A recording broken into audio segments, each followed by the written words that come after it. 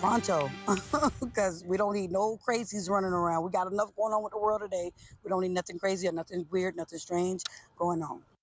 St. Petersburg neighbors living in the Child's Park area are wondering how an inmate escaped a facility.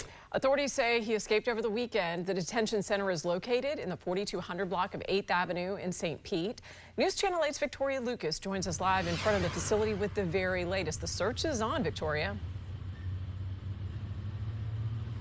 Hi, Jen. Good evening to you. The search is on. We're now on day 3, but I want to tell you guys this. The Florida Department of Corrections says it's important to note this isn't your average prison escape because this isn't a state prison. It's a community release center, and inmates that are here are working to transition into civilian life, and they're almost done with their prison sentence. So it's why officials say this escape is rare. St. Petersburg authorities are looking for 33-year-old Jamie Jenks, an inmate at the city's community release center. I'm kind of worried because, like, what kind of person is this person? Why did he escape? And where is he from? We're told Jenks escaped the facility Sunday morning around 2. St. Petersburg police responded to the matter around 2 in the afternoon, searching for Jenks with canine units, but could not find him. Authorities say a bolo alert for his arrest was put out. Jenks is currently serving a 2-year sentence for several counts of petty theft on a 3rd conviction. If somebody wants to escape, they can go anytime. That's nothing new. Look at the place. There's no security there. The Florida Department of Corrections officials say that is because the facility is not your average state prison. Inmates at the facility are able to work jobs and participate in various programs for a successful transition into civilian life. Why would you escape? You're almost home.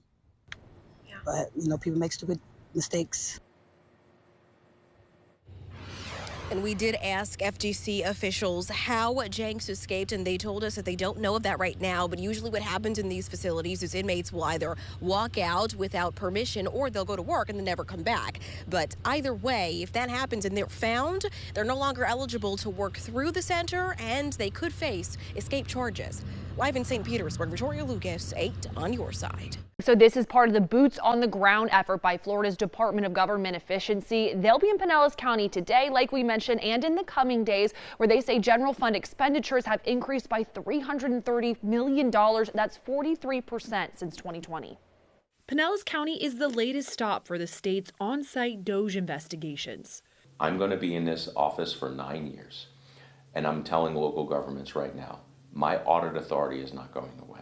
I'm going to be a pit bull when it comes to spending and rooting out waste, fraud, and abuse. Florida's Chief Financial Officer, Blaise Ingoglia, sat down with 8 on Your Side and detailed what they're looking for during their audit in Pinellas and other local municipalities. They cannot tell me that there's no waste, fraud, and abuse in there. There is. We'll find it. And rest assured, if we don't find it a first go-around, there'll be a second and a third go-around. He tells us teams are reviewing data systems, physical properties, and personnel, areas where they believe there are signs additional attention is needed to spending, taxing, and management practices. Democrats inside the State House are challenging these investigations. What's the purpose of all of this? Just to hold it over the heads and lord it over our local governments? That's not right. I think instead the state should be in the business of helping our local government succeed, not to try to entrap them into failing. Regarding the audit getting underway today, a statement from St. Pete Mayor Ken Welch reads in part, the city of St. Petersburg will fully cooperate, providing any additional information or clarification as requested. So DOJ team members are expected to be on site in Pinellas County starting today, and then they're scheduled to be here in Hillsborough County for a further audit here next week. All right, we'll see you then. Thanks, Juliana.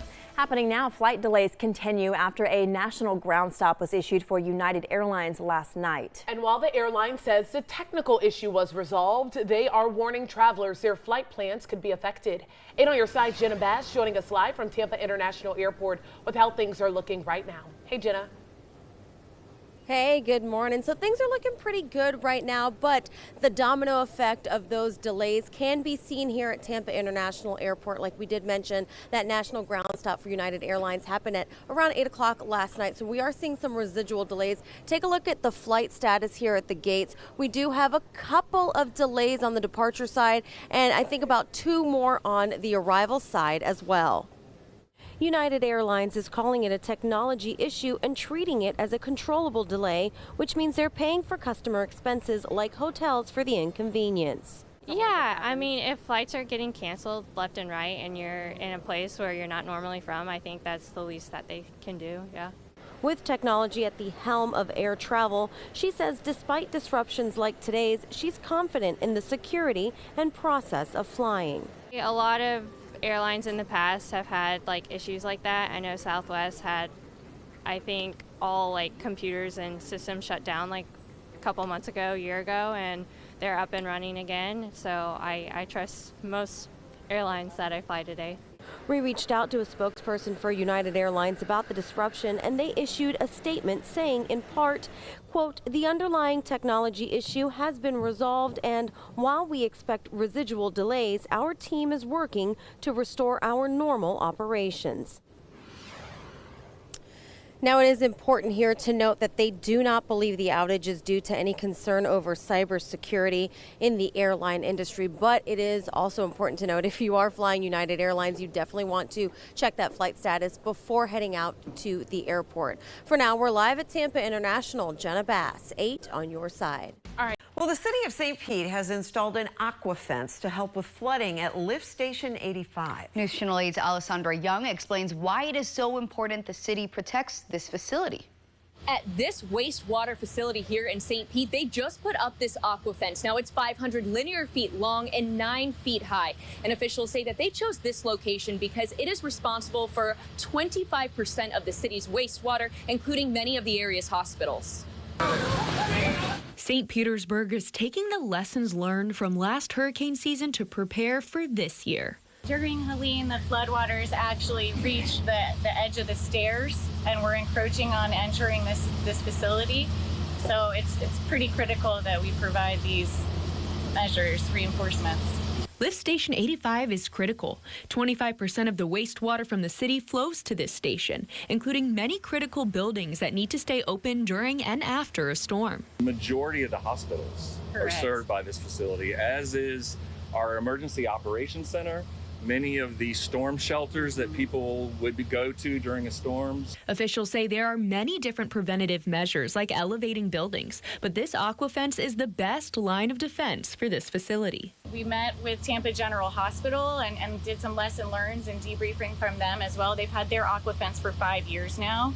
In addition to the aqua fence, we're elevating critical components inside the facility, and we also have secondary measures, flood barriers on the doors and other waterproof coatings that we're implementing here as well. The fence protects the building for up to 15 feet of water. We can look at this as insurance. Yes. We paid $700,000 insurance to protect a facility that is millions and millions of dollars and serves a quarter of our city. So it's a good investment. Officials say that 3/4 of this aqua fence is going to stay up for the remainder of hurricane season. And if a storm is coming our way, they'll put up the other 4th just before the storm hits. In St. Pete, I'm Alessandra Young, 8 on your side. Massive beach nourishment project is about to begin in Pinellas County, but 125 residents still are not willing to relinquish control of their property to make the effort as effective as possible. The county held a final public meeting on the project tonight. News Channel 8's Nicole Rogers was at that meeting. She joins us now live. Nicole, I know you spoke to one homeowner who says he's all about adding sand. He believes in protecting the beach, but not if it means giving up control of his property. Jen, just as long as it's temporary, he's okay with it. But he says if this is a permanent solution, he does not want it. Now, county leaders assure him this is a temporary easement, but he wanted to get some of his questions answered about that paperwork before he put that pen to paper. Let me finish speaking, and then you can have an opportunity to look like an idiot. A tense moment from Wednesday night's public meeting in Bel Air Beach as Pinellas County leaders continue asking residents to sign temporary easements for the impending beach nourishment project. Ed Quells lives in Reddington Shores and got one of those letters himself. I love renourishing the beach. I don't have problems with the equipment on my beach. Heck, what they're asking for, the FEMA did all during the storm recovery. I had the biggest machines in the world on my property. I didn't care. I was happy to see them putting stuff back. I'm good with everyone loving and enjoying the beach and renourishing it.